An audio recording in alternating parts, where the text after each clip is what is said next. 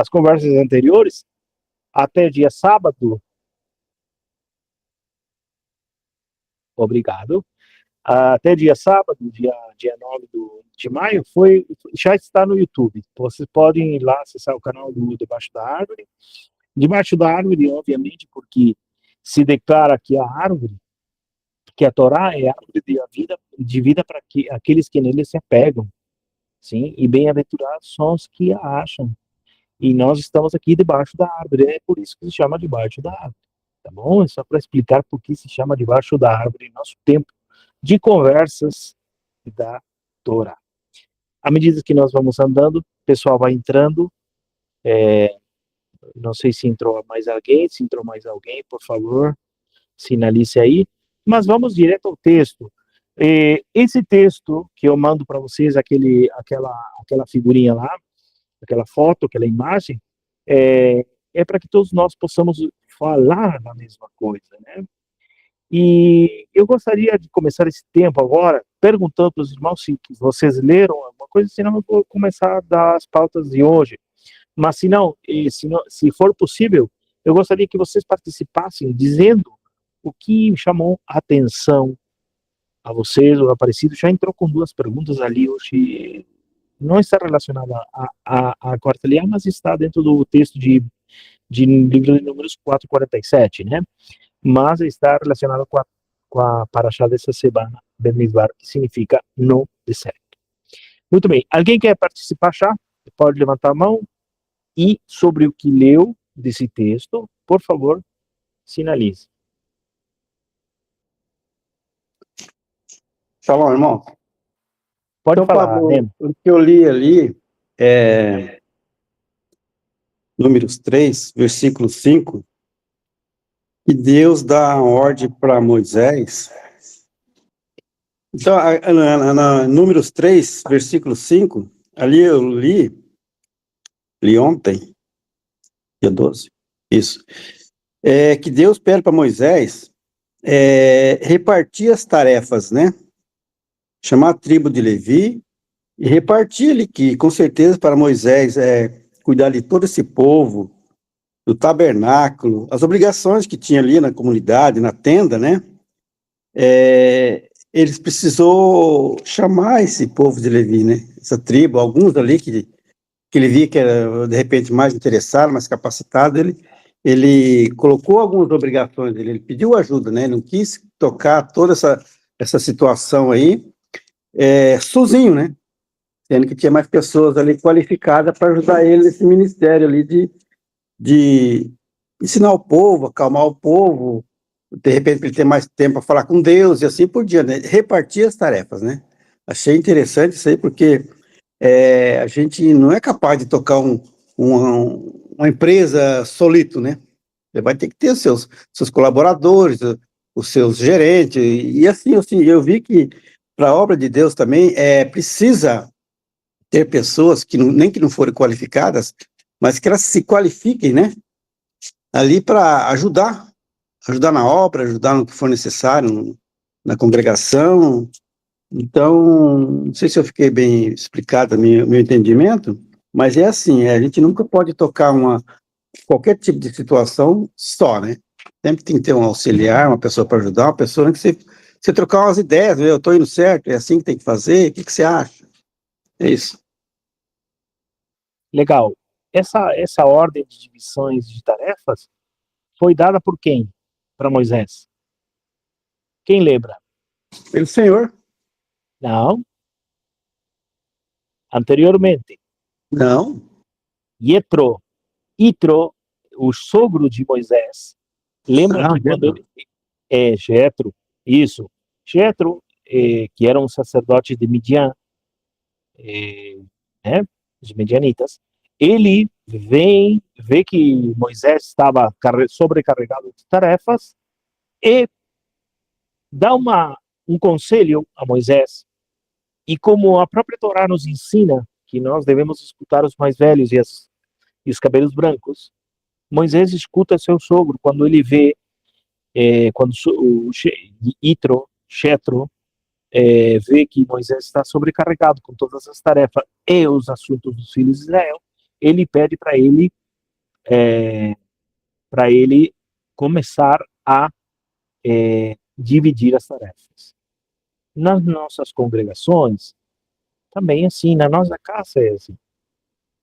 Isso é uma ordem sacerdotal, uma ordem que vem dos céus. Aqui o Eterno, obviamente, que divide, pede para ele qualificar o seu povo e chama o povo de Levi. Levi, que é o terceiro filho de Jacó de Leia, segundo o que está lá no Gênesis 29:34, vai dizer que Levi, a tribo de Levi, é justamente a tribo que deve se encarregar agora. Anteriormente, já tinha sido os primogênitos. Agora a pergunta que eu faço, alguém dos que nós que estamos lendo essa porção, conseguiram ver a Yeshua nisto? Está Yeshua de forma implícita nesse texto? Vocês conseguem ver isso? Onde está Yeshua em tudo isso? Alguém sabe? Pode abrir o microfone e falar. Sua mãozinha. Se é mais de um, levanta a mãozinha. Eu entendo que quem está representando aí, como que indicando, seria Moshe. Moisés? Moisés, Moshe. Lá na Brit Hadashah, no Novo Testamento, vocês conseguem ver Yeshua em relação ao que o apóstolo Paulo fala? Lá no livro de Hebreus também tem a menção de sumo sacerdote. Quem é o sumo sacerdote aqui? Quem é? Lembra? Sumo sacerdote é Arão, né? Então, nós temos, não se preocupem, vocês podem responder tranquilamente aquilo que vocês entendem. Tá? Isso é conversa, é para nós ir aprendendo todos juntos e nós edificando como corpo que somos, um aos outros, certo? E a ideia é justamente debaixo da árvore, é justamente isso. Por isso que nós pedimos sempre que você leia o texto para que todos nós conversemos do mesmo assunto. Beleza? Mas nós temos a Yeshua bem claro nesses textos. E nós vemos como, quando nós, por exemplo, vemos que a tribo de Levi assume o rol que tinham até o momento os primogênitos dos filhos de Israel.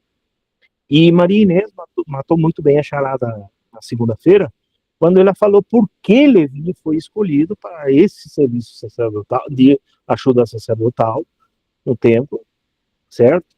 E ela comentava sobre que Levi não foi no pecado do bezerro de ouro, não participou do pecado do bezerro de ouro, e quando Moisés levanta a sua voz, ergue sua voz e grita, lá em Êxodo 32:26, ao respeito de quem é que estava com Deus, a única tribo que se aproximou, quem foi?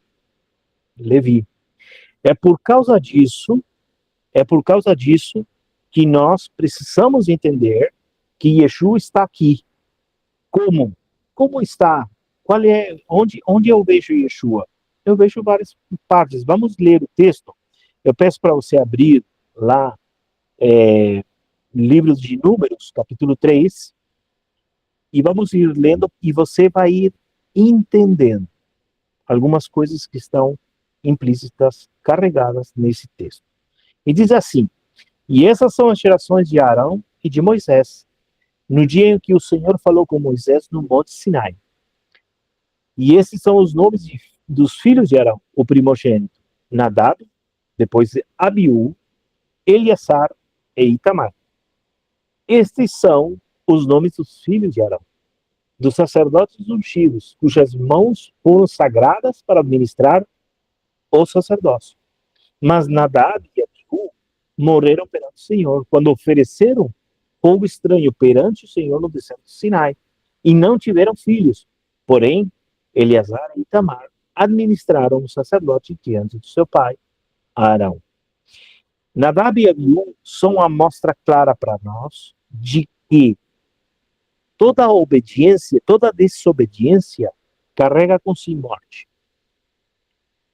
E que para oferecer um serviço sacerdotal diante de Deus, precisa ter, no caso deles, um sumo sacerdote.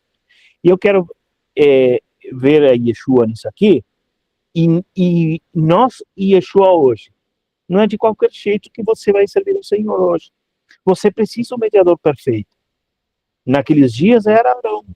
Por causa de eles entrarem, apressurar seu pé para entrar no tabernáculo e oferecer sacrifício e fogo estranho, o que é o fogo estranho? Nós vimos aqueles dias, quando nós lemos sobre esse texto, sim, o fogo estranho era justamente apressurar seu pé.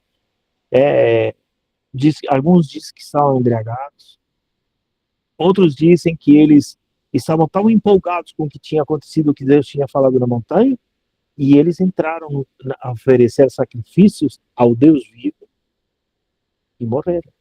Por quê? Porque eles não poderiam, não era uma ordem para eles entrarem no lugar santo dos santos, senão que era por meio do seu pai, Arão. Arão, que é a figura de Yeshua, ele é o sumo sacerdote segundo a ordem de Melquisedeque. Onde está isso? Lá no livro de Hebreus, capítulo 5. Eu vou ler isso aí. E diz assim, capítulo 5 de Hebreus. Se você quer me acompanhar, pode abrir. Se não, escute o que diz o texto. Diz assim, capítulo 5, verso 9 e 10. E sendo ele consumado, veio a ser a causa da eterna salvação para todos os que lhe obedecem, chamado por Deus como sumo sacerdote, segundo a ordem de Melquisedeque. Então, nós temos aqui, nós estamos desvendando no texto de Números, a Yeshua e as nossas condições, porque o Senhor nos fez um reino de sacerdotes, uma linhagem escolhida. E não é de qualquer jeito que você chega a Deus. Silvana levantou a mão. Bora lá. Sobre isso, né, de ver Yeshua, nesta paraxá temos em vários momentos nós vemos Yeshua, né, desde o sacerdócio, como você bem falou, que hoje ele é um sacerdote, né, segundo esta ordem, mas também nós vamos ver, quando estava lendo, né, eu vi ali que a tribo de Judá, ela acampa ao leste, né, e aí eu fui pesquisar e diz que ao leste nasce o sol, né, então eles lideravam também a marcha do povo de Israel. E aí eu fui lá pesquisar, enquanto eu lia isso, eu digo, não, porque em seguida eu lembrei, né, de que há um paralelismo com Yeshua, até mesmo onde Judá foi colocado, né, onde Deus falou assim, ó, vocês vão ir, e nós sabemos que tudo Deus faz com propósito, mas às vezes, se a gente não presta muita atenção, a gente acha que isso é um detalhe, como se diz em espanhol, banal, não sei como será em português. Mas a gente vai ver justamente que nós vamos ver lá no Novo Testamento que Yeshua é chamado sol nascente, que nos visitará do alto, né? E em Apocalipse ele vai dizer que ele é o leão da tribo de Judá. Então, aí nós vemos Yeshua, nós vamos ver Yeshua também, eu estava vendo sobre os estandartes, né? Porque como o nome do nosso filho aparece nessa paraxá, né? Eu pesquisei algumas coisas que me chamaram bastante atenção, e nós vemos, por exemplo, nos estandartes, né, desses 4 estandartes, por exemplo, até notei, de Judá, ele é um leão, de Rubem, no sul, ele é um homem, de Efraim, no oeste, ele é um bezerro, e de Dan, ao norte, ele é um águia, e lá nós vemos, impressionante isso, porque eu lembrei que tem partes, até no Novo Testamento, principalmente, nos Evangelhos, onde Yeshua, ele é apresentado como o leão da tribo de Judá, ele é apresentado como o homem, o ser humano perfeito, né? Ele é apresentado como esse bezerro que se entrega por nós como sacrifício, e ele também, por João, ele é apresentado ali como a águia, né? A divindade que vem do alto. Então, nós podemos ver também, até mesmo desde as coisas simples, como o local onde a tribo foi colocada por Deus, até o desenho do estandarte, né? E nem se fala, nem vamos falar do resgate do primogênito, né? Que ele ele se colocou como esse resgate, para nos resgatar, ele é o nosso primogênito, né, que se entregou por resgate de nós. Então é uma paraxá, e fora os outros, mas o que mais me chamou a atenção, que eu queria pesquisar, quando eu li sobre isso, era porque lembrava que, não, eu já li sobre isso no Novo Testamento, então tem a ver com Yeshua também, né? Muito bom. Então ele é o sol da justiça. Ele é o sol que sai. Judá está justamente situada no lado leste do tabernáculo, né? Então é onde sai o sol, vai dizer a escritura, né? Deixa eu ver que tem alguém que escreveu alguma coisa aqui, só um minutinho. Para isso eu preciso abrir aqui. Alessandro, esses estandartes refletem o estandarte dos anjos também? É uma cópia dos céus? Alessandro, é uma pergunta que nós precisaríamos investigar mais. Eu não tenho essa resposta diretamente. Já ouvi falar que sim, que esses estandartes, que cada estandarte tem uma conotação hierárquica entre os anjos, certo? Entre Miguel, que é Michael, né? O nome dele, sim, assim seja na terra no céu. Então, Alessandro, sim, já ouvi falar, porém, falar diretamente que isso faz muito sentido o que eu ouvi, mas muitas vezes, se não me engano, eu vi alguma coisa, ele falou, Alessandro, aqui, mas assim, não tudo que faz sentido é verdadeiro, muitas vezes temos que analisar muito bem, mas sim, já ouvi, Alessandro, falar sobre, há muito tempo atrás, pelo Javier Palacios Celório, mexicano, tá? Ele falou sobre isso. E realmente é interessante. Levantou a mão Silvana. Silvana. É porque, como eu li sobre os estandartes, uma das coisas, assim, até mesmo nós temos, se tivéssemos, né, alguma confirmação de que talvez sim, é justamente em Apocalipse, né? Apocalipse 4:7, ele vai falar que o apóstolo João, ele vê exatamente a estrutura da sala do trono celestial, e ali ele vai dizer que ele vê o primeiro ser vivente que era semelhante a um leão, o segundo era semelhante a um novilho, e o terceiro tinha o rosto de um homem, e o quarto ser vivente era semelhante a um águia voando. É o mesmo texto que está em Ezequiel, tá? Ezequiel também descreve a mesma coisa. As conexões são muito grandes, tá? As conexões entre Apocalipse e Ezequiel. E isso que Alessandro pergunta faz sentido. Por isso que eu digo, temos que investigar mais. Mas é muito interessante a tua pergunta, Alessandro, e eu acho que deveríamos investigar, tá? Muito bom. Não temos a resposta correta. Talvez eu crie uma expectativa aqui que não é legal. Mas como sempre falamos, vamos atrás do contexto. Muito bom. Quem mais? Tem alguém mais que quer participar? Senão eu vou dar continuidade. Porque o tempo é tirano, hein? 19h49. Rapidamente, pessoal, se alguém quer intervir, por favor. Se não, essa nossa conversa de hoje, nós também temos que, na troca de primogênitos por levitas, nós temos a Yeshua também. Isso é o caminho da redenção. A redenção está justamente declarada no texto de Números. Por quê? Porque Yeshua, o primogênito de todas as coisas, segundo o que diz lá, vamos ver aqui o texto, Colossenses 1,15, diz assim, não é necessário você buscar, o qual é a imagem dos Deus invisível, o primogênito de toda a criação. Yeshua é o primogênito de toda a criação. Então, ele está antes mesmo, ele é contado como o primeiro do primeiro, o que você vai entender como Adam Kadmon. Isso é o que o texto judaico nos ensina. O Adam Kadmon, que é o varão perfeito. A criação de Adão é feita em base a esse homem, Adam Kadmon. Depois procurem. É muito interessante essa literatura, é muito interessante esse texto, é muito interessante esse esclarecimento que existe um homem antes do homem chamado Adam Kadmon, que é Yeshua, que é a figura de Yeshua, é o primogênito de toda a criatura, é o que diz, Paulo se refere justamente a isso. Ele é a imagem de Deus invisível, o primogênito de toda a criação. Entendeu? O primeiro que foi criado foi ele, certo? Esse é o nosso Yeshua, que também toma o rol ou o trabalho de ser o sumo sacerdote. Isso é muito profundo.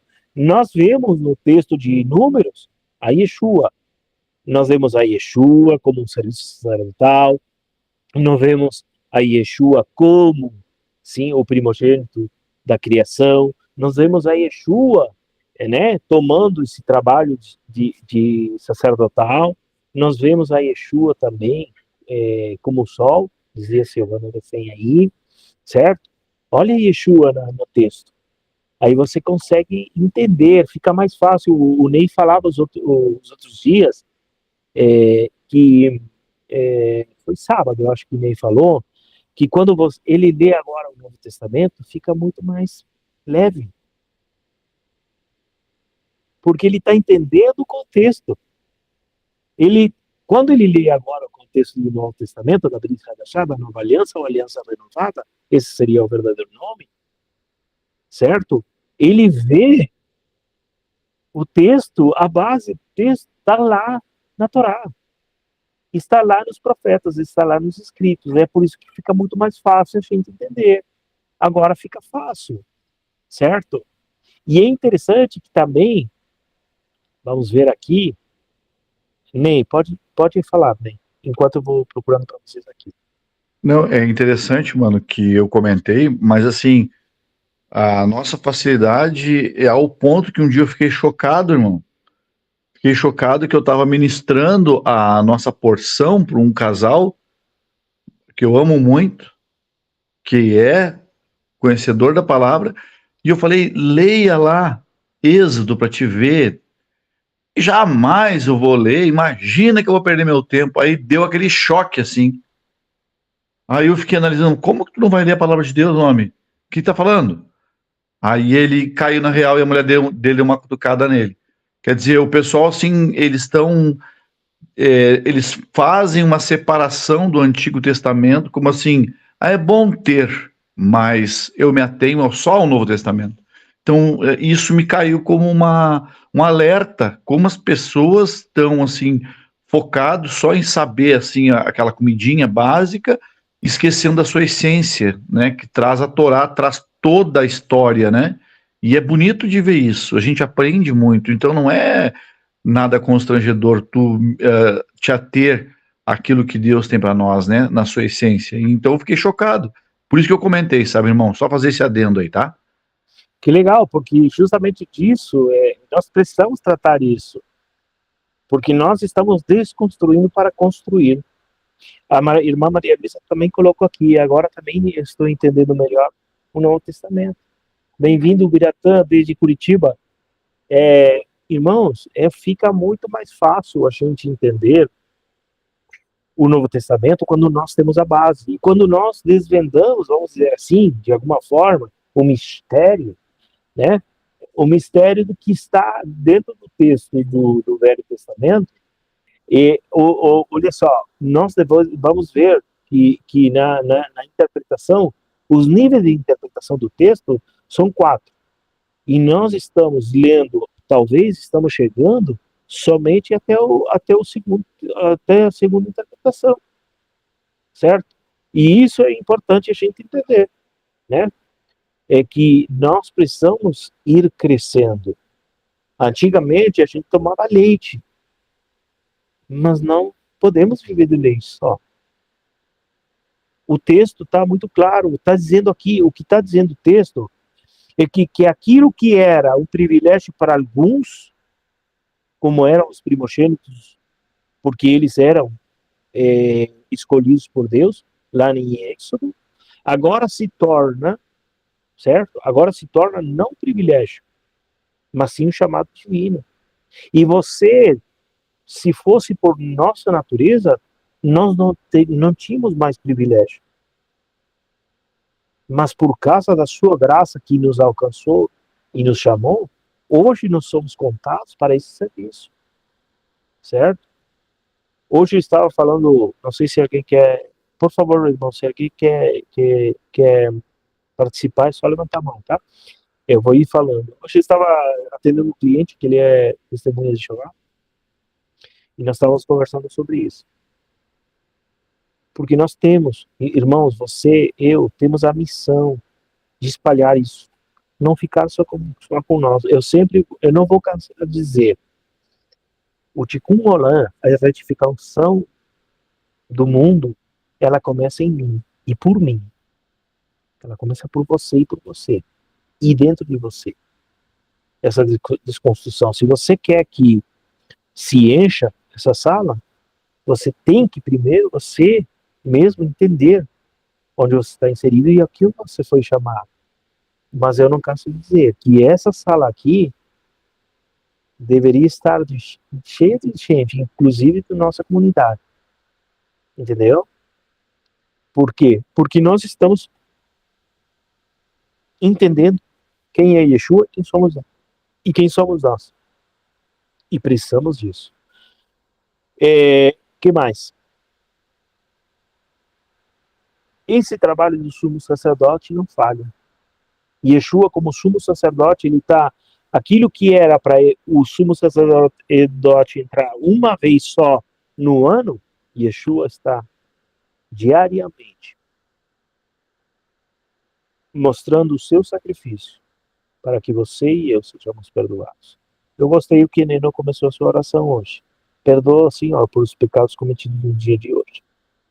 Nós entramos nesse ambiente espiritual que nós estamos aqui, por mais que seja virtual, mas nós estamos aqui nesse ambiente espiritual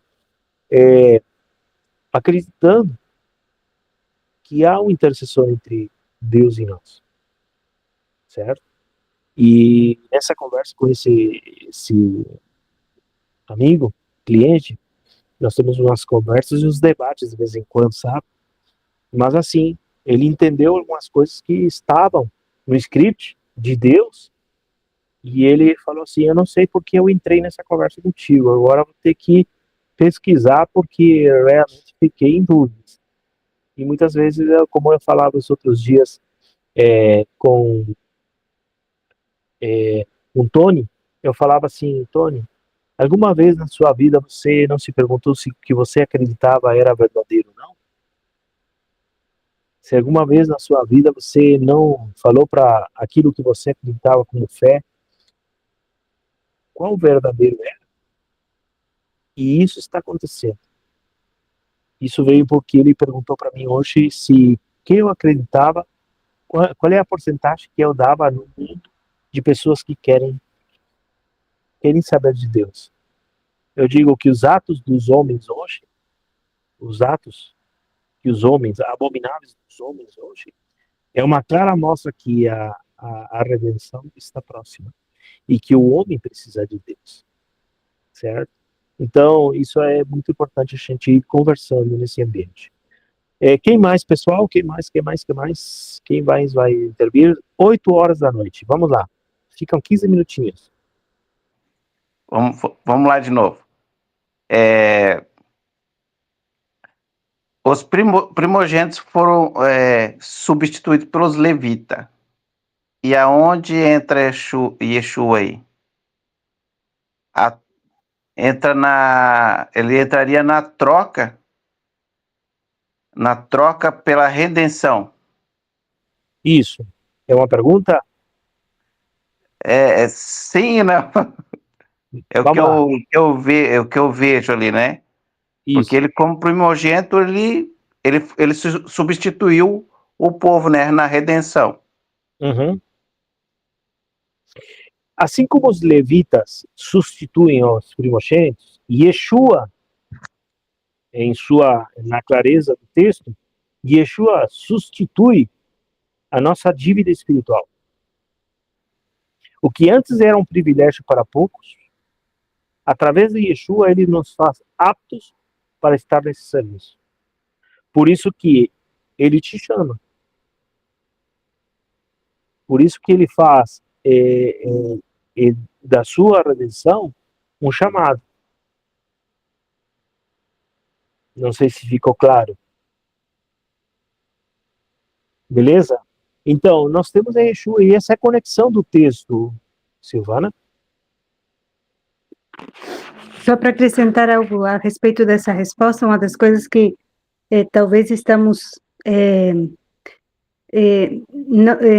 talvez pode ficar, para que fique claro na nossa mente, é que ali a substituição era referente às coisas do tabernáculo, as coisas sagradas, né?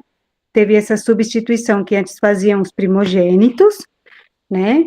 Aí com o pecado do bezerro do ouro, passam a ter essas obrigações sagradas os levitas, né? É só para a gente entender que é nessa parte. Ainda continuavam, na época, sendo resgatados os primogênitos, isso é diferente. Quando nós falamos que vemos Yeshua justamente aí, é justamente a respeito do resgate, né, do primogênito. Não sei se eu consegui me explicar. Muito bom. Entendido. Eu entendi. Pessoal, entendeu? O Alessandro, Maria, Aparecido, Neno. Perfeito, muito bom. Onde está o mistério da substituição ali? Essa palavra que eu não gosto muito, né? Mas a substituição está... Quem eram os levitas? Quem eram os primogênitos? Era o vigor e a herança, a força e a herança do pai. Certo? Então, o primeiro filho feito, né? Era o vigor do pai, né? Mas agora se trata, em vez de a troca é o vigor e a herança, pelo serviço de humildade. E esse é Yeshua.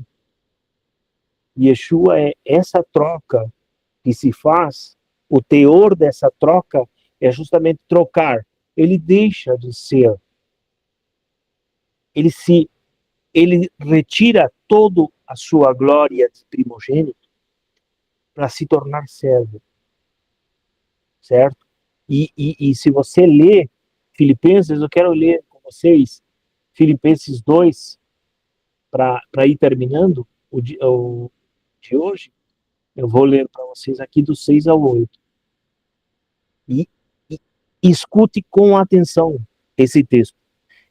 Escute com atenção e você vai pegar no ar o que esse texto está dizendo. E diz assim, que eu vou ler o 5 ao 8.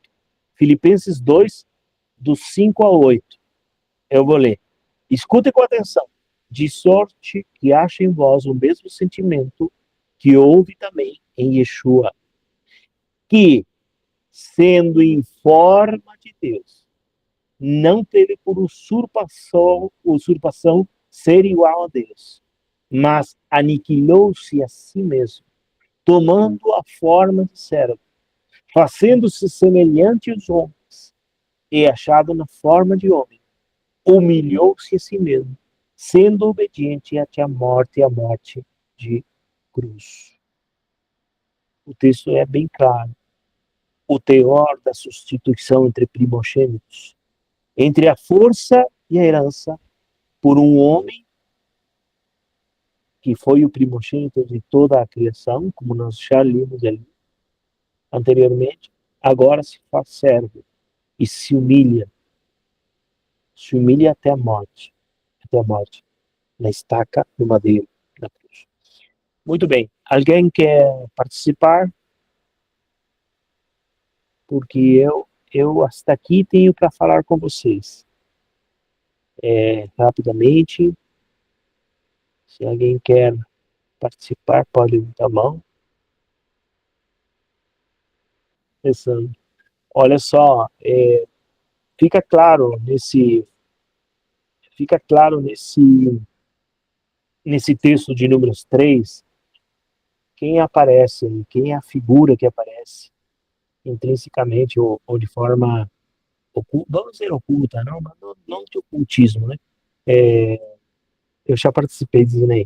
É verdade, né? Mas pode continuar participando, é uma conversa. Irmãos, fica claro que a figura de Yeshua e o seu trabalho está aqui nesse texto, certo? Peço a vocês que continuem lendo, certo? Sábado, 10 horas da manhã, vamos estar juntos de novo aqui. Tá leve o estudo? Tá leve? É fácil de compreender quando você compreendeu o Novo Testamento, como já falamos hoje,